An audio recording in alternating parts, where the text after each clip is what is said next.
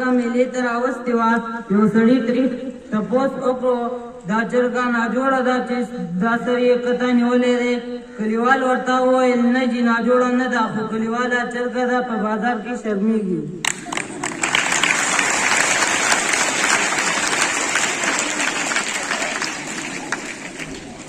جج ملزم سے کہا تم جانتے ہو جھوٹ بول کر تمہیں کہاں جانا ہوگا؟ ملزم دوزخ میں.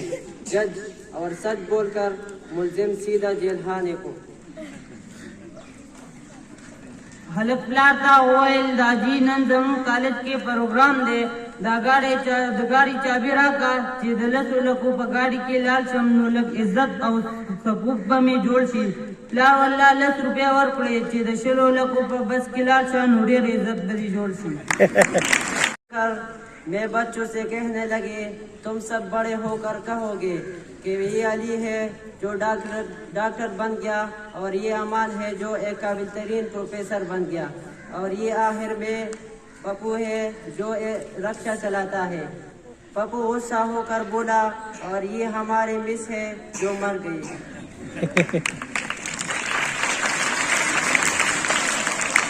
یو سیاستدان ډاکټر ته وویل چې ډاکټر صاحب زه چې کله خلکو ته تقریر کوم نو خپې او لاسونه مې رپېږي ژبه او خوله مې وچېږي خولې را باندې راځي ساه مې رامات شي چې دا ولې؟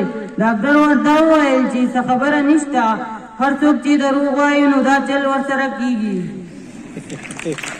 تلاش لی جیب سے سگریٹ نسوار اور گٹکا نکال کر پپو کو بہت مارا اور کہا بتاؤ یہ سب کب سے کر رہے ہو؟